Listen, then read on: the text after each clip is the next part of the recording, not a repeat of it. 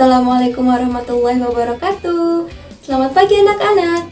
Bagaimana nih kabarnya hari ini? Semoga kalian semua selalu dalam keadaan sehat ya. Amin. Bertemu lagi bersama dengan Ibu Desi.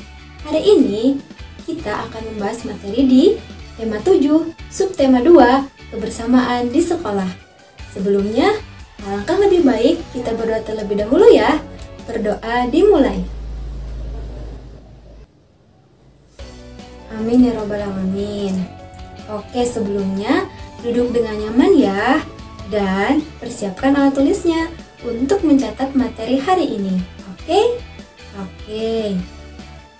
Kemarin kita sudah membahas tentang dongeng ular dan tikus yang sedang mencari makan. Dalam dongeng tersebut ada penggunaan kata sapaan. Apa ya kata sapaan itu? Oleh karena itu, hari ini kita akan membahas tentang materi kata sapaan dalam dongeng dan contohnya. Dan itu juga kita akan membahas tentang pecahan 1/3 dan pecahan 1/4 dan juga keberagaman karakteristik individu di sekolah. Kira-kira ada apa saja ya? Oleh karena itu, ayo simak materi hari ini dengan baik ya. Dan yuk belajar lebih semangat lagi agar ilmu yang akan kita dapat bermanfaat dalam kehidupan sehari-hari. Semangat belajar dan tetap semangat. Di awal, Ibu mengatakan tentang kata sapaan. Apa itu kata sapaan? Kata sapaan adalah kata yang digunakan untuk menegur orang yang akan diajak berbicara. Contoh penggunaan kata sapaan diantaranya yaitu: yang pertama, nama diri orang yang akan diajak berbicara. Seperti contoh, "Hai Beni, apakah kamu melihat kucing warna putih di sekitar sini?" Jadi, kata sapaan yang digunakan oleh Andi untuk menegur orang yang diajak berbicara adalah Beni. Yang kedua, panggilan dalam keluarga seperti ayah, ibu, paman, adik, dan kakak. Seperti contoh, "Ayo ibu, saya sudah tidak sabar melihat rusa di kebun binatang." "Baik nak, sabar ya, kita harus membeli tiket dulu." Jadi, kata sapaan yang diucapkan anak adalah ibu, dan kata sapaan yang diucapkan ibu adalah nak. Yang ketiga, sebutan seseorang seperti tuan, nona, dan nyonya. Seperti contoh, "Maaf tuan, kami tidak bisa menangkap tawanan yang kabur." Jadi, kata sapaan yang digunakan adalah tuan. Kata sapaan dapat kita temukan dalam dongeng fabel. Terdapat pada ucapan yang disampaikan oleh tokoh dalam dongeng tersebut ketika mengajak tokoh lain berbicara. Ayo perhatikan contoh dongeng berikut ya. Persahabatan Puba dan Bana. Di sebuah hutan yang hijau, ada seekor beruang yang bernama Puba. Ia memiliki sahabat bernama Bana, si kera. Sebentar lagi akan terjadi musim dingin. Jadi, Bana mengajak Puba untuk mencari makan sebagai persediaan musim dinginan. "Ayo kita ke hutan untuk mencari makan. Sebentar lagi musim dingin datang. Aku khawatir nanti makanan akan tersisa sedikit di hutan." "Nanti saja aku mencari makannya. Aku masih mengantuk." Di situ, Bana pun meninggalkan sahabatnya sendiri. "Hai Bana, di mana Puba? Mengapa kamu pergi sendiri?" "Puba masih tidur. Aku sudah mengajaknya tadi, tetapi ia tidak mau ikut." "Aduh, mengapa Puba tidak mau ikut ya? Puba harus mencari makan sekarang agar tidak kehabisan makanan di hutan." Ruri dan Bana pun melanjutkan perjalanannya mencari makan. Ternyata hewan-hewan lain di hutan juga sedang mencari makan. Mereka semua mencari makanan sebelum musim dingin tiba. Keesokan harinya, Puba bangun untuk mencari makanan di hutan. Sayangnya, buah-buahan, madu, ataupun daun-daun yang tersisa hanya sedikit. Puba pun kecewa karena hanya membawa sedikit makanan. Musim dingin tiba lebih cepat di hutan. Semua hewan beristirahat sambil menikmati makanan yang telah diperolehnya. Puba memandangi makanan yang didapatnya dengan sedih. Ia menyesal karena tidak mendengarkan nasihat sahabatnya. Puba menyesal karena tidak mencari makan lebih awal seperti Bana. Bana yang melihat Puba yang kelaparan pun merasa kasihan. Bana pun membagi makanannya kepada Puba. Oke, dari dongeng tersebut, kata sapaan dapat dilihat ketika Ruri menegur Bana. Seperti pada kalimat, "Hai Bana, di mana Puba? Mengapa kamu pergi sendiri?" Jadi, kata sapaan yang digunakan adalah Bana.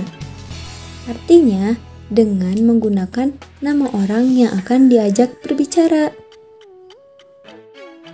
Masih ingat dengan ayah Siti yang pandai berdongeng? Ketika sedang bercerita, ibu memberikan puding untuk ayah, Siti, dan Ali. Kemudian dipotong menjadi 3 bagian yang sama besar, yang disebut 1/3 atau sepertiga.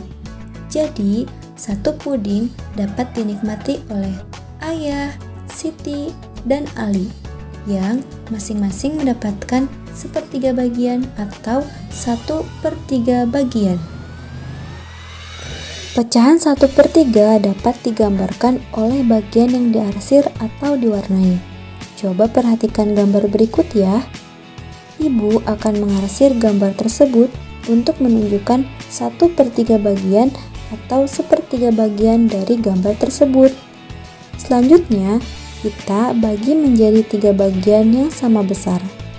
Lalu, hanya satu bagian yang diarsir atau diwarnai. Karena hal ini menunjukkan pecahan 1/3, artinya menunjukkan satu bagian dari 3 bagian yang ada.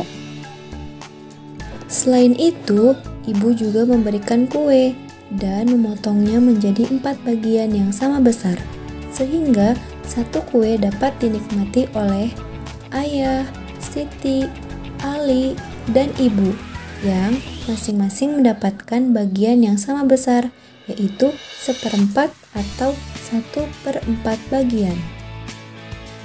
Selain itu, pecahan 1/4 juga dapat digambarkan oleh bagian yang diarsir atau diwarnai. Sekarang, coba perhatikan gambar berikut ya. Ibu akan mengarsir gambar tersebut untuk menunjukkan 1/4 bagian atau 1/4 bagian dari gambar tersebut. Selanjutnya, kita bagi menjadi 4 bagian yang sama besar. Lalu, hanya satu bagian yang diarsir atau diwarnai. Hal ini menunjukkan pecahan 1/4. Artinya, satu bagian dari 4 bagian yang ada. Nah, sekarang coba perhatikan gambar berikut juga ya. Keberagaman karakteristik individu juga dapat dilihat di sekolah. Salah satunya adalah perbedaan jenis kelamin. Seperti pada gambar, dapat kita lihat ada 2 orang siswa, yaitu siswa laki-laki dan siswa perempuan. Di sekolah, tentu kita memiliki teman laki-laki dan teman perempuan. Semuanya bermain bersama dengan rukun. Selanjutnya, yuk kita simak gambar berikut. Keberagaman karakteristik individu juga dapat dilihat dari suku bangsanya atau asal daerahnya. Hal ini juga dapat terlihat di sekolah, seperti di sekolah Nana. Nana mempunyai banyak teman. Teman-teman Nana juga berasal dari suku atau asal daerah yang berbeda. Ada yang dari Sunda, ada yang dari Padang, ada juga yang dari Kalimantan, bahkan ada yang dari Nusa Tenggara Timur. Meskipun berbeda suku atau daerah, Nana dan teman-teman selalu hidup rukun. Mereka saling bermain dan belajar dalam kebersamaan. Mereka juga saling membantu dan menolong. Karena kita semua merupakan makhluk ciptaan Tuhan, jadi kita harus saling menyayangi satu dengan yang lainnya. Di sekolah, Nana dan teman-temannya selalu membawa bekal makanan.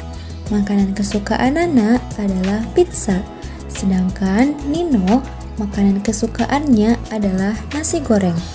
Dan Fatih makanan kesukaannya adalah ayam goreng. Semuanya siap membagi untuk teman yang lain yang ingin merasakan. Ada pula yang bertukar makanan.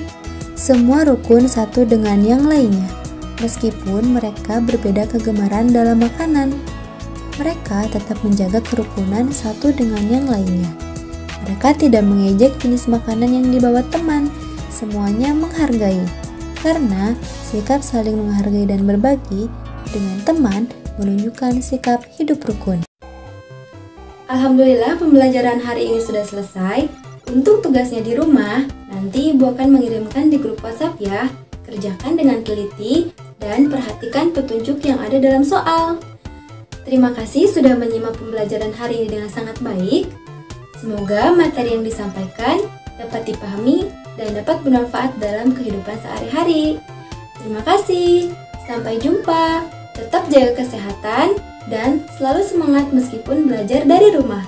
Wassalamualaikum warahmatullahi wabarakatuh.